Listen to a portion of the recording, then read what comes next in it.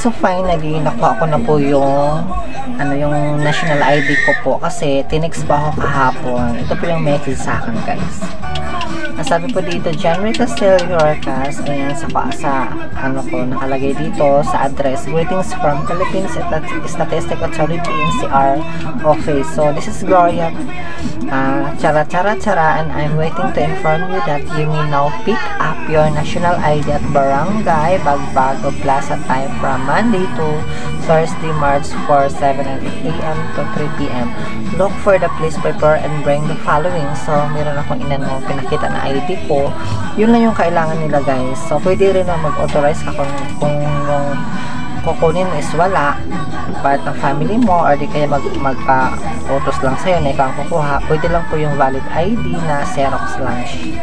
Ayan, so ito na po, guys, na-receive ko na siya. So actually, ang tagal na talaga nito, almost na siya 3 years sa akin. So doon pa kami sa Novaliches na na ako nito, nag-registered na ako. So ngayon lang talaga siya dumating sa akin. So yung mga waiting, wag nyo lang iwala yung mga number ninyo kasi doon po sila mag-text sa'yo or di kaya di-deliver sa'yo or di kaya pick up. Kasi sa akin pick up po kasi ito, guys. So ginawa ako talaga ito kasi importante. Alam mo naman na importante talaga ito. Ayan. So pag sa mga bata naman, mabilis lang sila. So kasi siguro student, ganun. So mabilis lang ang processing sa kanila. Pero pag mga old na kasi ang tagal talaga ng processing sa atin. So matagal makukuha yung ID natin. Yun ang advice ko lang, huwag nang walain yung mga number na naka-register sa inyo kasi doon po sila magkukuha ng information sa inyo, mag-text, ganyan. So ito ang final, nakuha ko na siya. Tingnan natin pa ng itsura. So ganito yung itsura niya, guys. Ayun. So ito yung name ko dyan. Ayan. Do not throw away this letter. This number in is please keep this secure and confidential. Lost meron may pin siya, guys. So open natin. Ito na pala yung ID ko. Nakaganyan po ang itsura ng ID na yan, guys.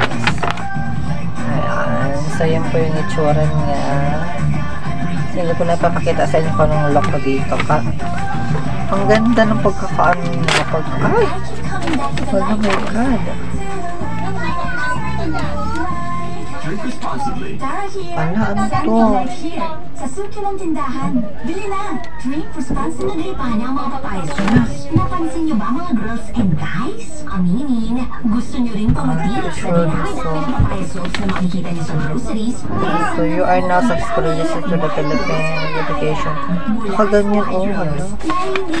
Paano ba matatanggal to? Tinanggal ko na siya. Nakikita ito sa mga mamahaling mga serums na kilala nagpapabilis ng pagpapalutin. Mamaya bawal to na kaganyan. Okay. Nakakatakot naman siya. Kala ko ba naman ano? So ito na po yung ID natin, guys. Ito na yung ID ko. Nag-get ko na siya. So kasi ito kasi valid kasi to kung saan natin magagamit. So ayan yung pagmumukha ko dyan. Ayan pagmumukha ko dyan. Ayan po yung itsura niya. Yun sa mga wala pang ganito, wag po kayong makukuha nyo rin po yan. Magano lang tayo, patience lang, diba? Kasi diba processing pa kasi ng iba kasi natatabunan sa sobrang dami ng population ng tao. So ang iba talaga natatabunan po yan. So for sure makukuha din po natin yan. So magte-text naman yan sila sa atin kung delivery ba or fill up, ganyan, or pick up, ganyan. Ayan, meron na po ako, guys. Thank you so much. So ganyan po yung ID natin. Ang ganda niya. Ganyan po siya. So hindi ko na ipapakita yung mga pumukha ko siya. So ayan, gitna pizza, ganyan, sa Prieto. Yun ba dito? Wala naman tong wala naman siya expiration, lifetime ata ito.